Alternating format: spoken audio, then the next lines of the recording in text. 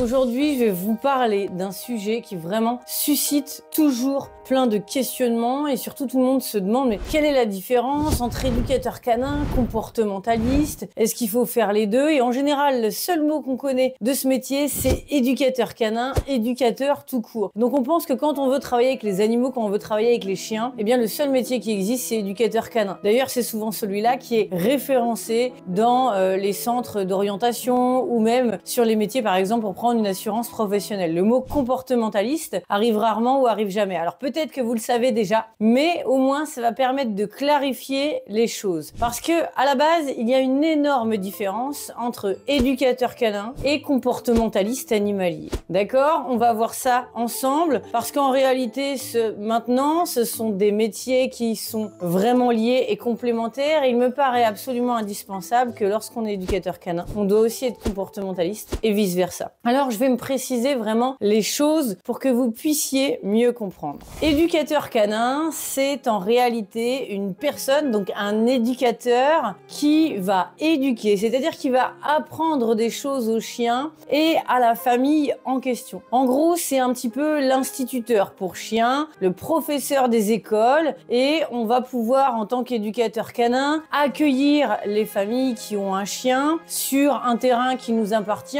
ou peut-être même à l'extérieur, dans un lieu public, à voir comment on s'organise pour les détails. Mais le but est d'apprendre aux chiens différentes commandes comme le assis, revenir au rappel, des choses qui vont pouvoir servir à la famille au quotidien et surtout y compris en promenade pour que le chien puisse se dépenser et être à la fois en sécurité, comme par exemple le rappel. L'objectif en général, c'est pas du tout d'en faire un chien de cirque, même si on peut apprendre pas mal de choses. L'objectif, c'est vraiment d'assister les familles à ce sujet-là et surtout de partager des moments ensemble. Donc on est à l'extérieur, ça dure environ 1 heure et on va proposer différents exercices aux familles qui sont présentes. Alors ça peut être des cours individuels, ça peut être des cours collectifs où on va prendre plusieurs familles avec donc plusieurs chiens sur une même séance et on va leur dire de faire des exercices, soit tous ensemble, soit séparément selon les niveaux de chacun. En fait, c'est l'éducateur canin qui fait les groupes et on avise en fonction. Et ça, c'est quelque chose qu'on apprend évidemment dans la formation lorsqu'on devient éducateur canin. Donc ça, c'est quelque chose d'important et ça va nous permettre en gros d'aider le chien à s'intégrer dans la société humaine en lui apprenant pas mal de choses, à différentes réactions. Mais aussi, en tant qu'éducateur canin, on va conseiller les familles, les êtres humains en question et on va leur expliquer eh bien, des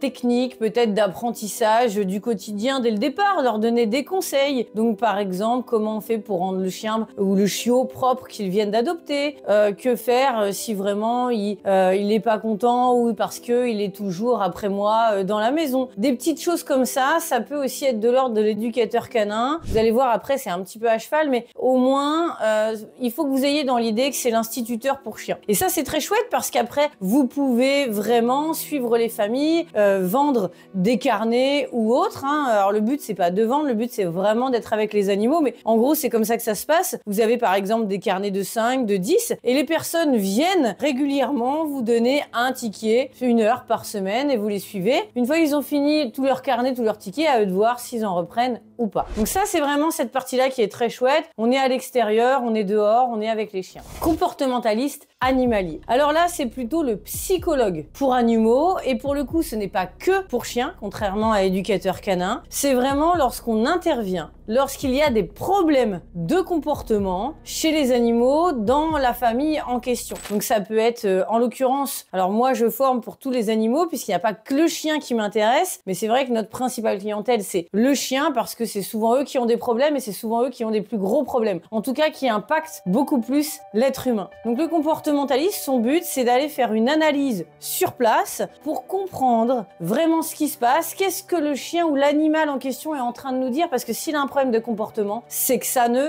va pas. C'est qu'il a quelque chose qui ne va pas, qui ne lui convient pas, on répond peut-être pas à ses besoins, et auquel cas, on va intervenir dans tout son environnement. On va faire une analyse tout simplement en s'asseyant à une table, on discute avec la famille en question, puisqu'il n'y a qu'eux qui peuvent parler malheureusement, même si on peut observer le comportement de l'animal en même temps lorsqu'on est sur place. Donc là, c'est vraiment à domicile, chez les familles, et ça va nous permettre de faire un bilan. On prend une feuille, un stylo, on pose tout un tas de questions ce sont les questions où j'apprends à vraiment, aux gens en tout cas, vraiment analyser le comportement et à aller voir exactement ce qui se passe. Donc là, le but, c'est de dire ok, donc je vais vous poser énormément de questions et on va voir comment ça se passe. Donc moi, c'est ce que j'apprends aux futurs éducateurs et surtout aux futurs comportementalistes, du coup, pour bien distinguer les termes, c'est vraiment à faire une analyse suite à une trame de questions qu'on va poser pour les différentes problématiques. Donc là, ce qui se passe, c'est que lorsque vous arrivez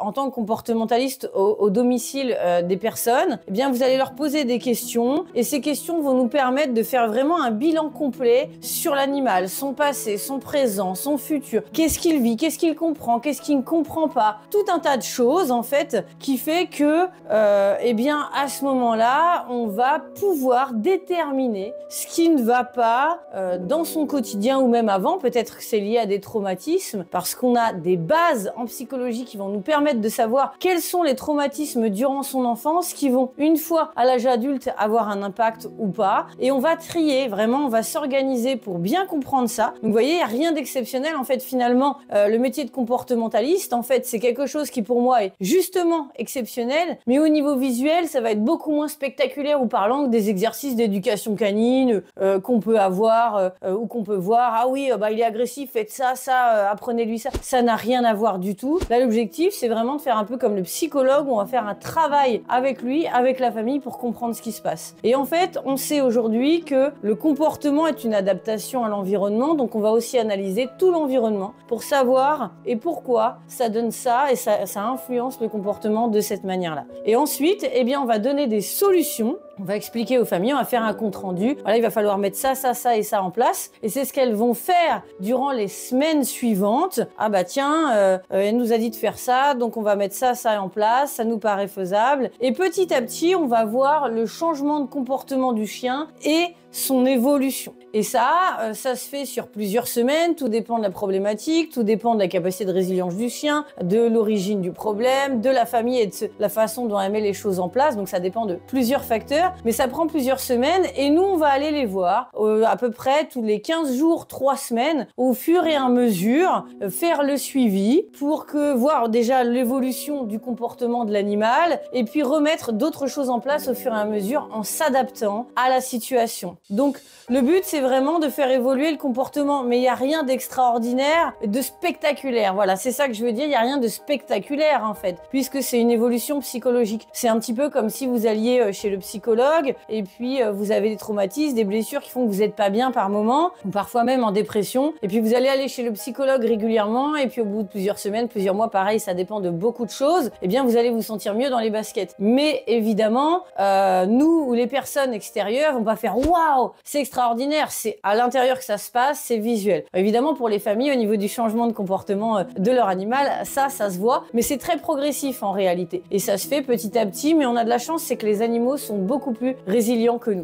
Donc voilà la différence entre éducateur canin et comportementaliste. Donc à chaque fois, la mise en place est différente, le métier est lui aussi différent, et on va pouvoir faire de l'éducation canine, donc apprendre des choses aux chiens, qu'une fois qu'on l'a vu en comportement, pourra une fois après avoir résolu les problèmes de comportement. Parce qu'un chien qui va vraiment pas bien, qui est stressé pour X raisons au sein de sa famille, de toute façon, si on essaye de lui apprendre des choses, il va pas écouter, il est pas bien, donc ça ne sert à rien. Donc le principe, c'est de comprendre qu'on ne peut pas résoudre un problème de comportement avec de l'éducation. C'est comme si on emmenait un enfant qui est pas bien et hyperactif faire des exercices de maths à l'école pour résoudre un problème d'hyperactivité. Ça n'a absolument aucun rapport. Là, c'est juste pour lui apprendre des choses, même si c'est très intéressant. Et là, c'est vraiment pour comprendre ce qui se passe au sein de sa psychologie et au sein de son mental. Donc à partir de là, on va avoir un animal qui va pouvoir évoluer et continuer de résoudre en fait ses problématiques, et donc ces problèmes de comportement qui gênaient les êtres humains vont être résolus. Alors bien sûr,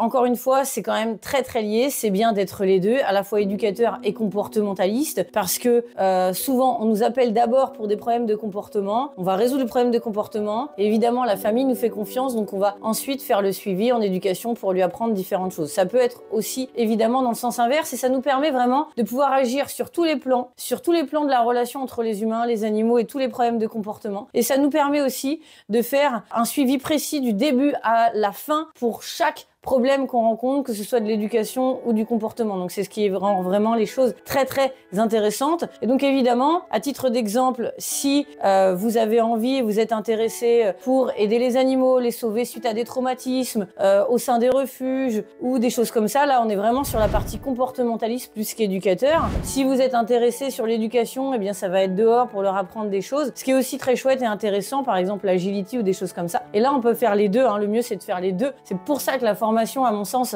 elle est vraiment faite pour ça et que le but c'est de faire éducateur et comportementaliste en même temps. À mon sens, on peut pas être juste éducateur ou que comportementaliste. Et souvent, c'est vrai, ce qui nous plaît, c'est de comprendre le chien ou les animaux avant de les éduquer. Et là, auquel cas, on est vraiment sur le domaine du comportementalisme où on va comprendre vraiment ce qui se passe à l'aide de questions et vraiment à partir du moment où on est passionné, on cherche à comprendre chaque cas. Tout est toujours possible. Je vous donne un exemple. Par exemple, une personne qui va m'appeler: bonjour, voilà, je comprends pas, mon chien il m'écoute pas quand je l'appelle alors qu'on est en promenade, il tire vraiment en laisse. Bon bah là on est plutôt sur de l'éducation et on va pouvoir aller faire des séances et des exercices à l'extérieur. Et tout ce qui est comportement, eh bien ça peut être par exemple: bonjour, voilà, je vous appelle parce que mon chien fugue, mon chien détruit, mon chien est agressif, mon chien est pas propre quand je suis pas là, il faut que je fasse quelque chose. Et là on est vraiment sur des problèmes de comportement où on va aller résoudre ça à domicile. Voilà, j'espère que cette vidéo aura été assez claire pour vous. Si jamais vous avez des questions, n'hésitez pas à me contacter.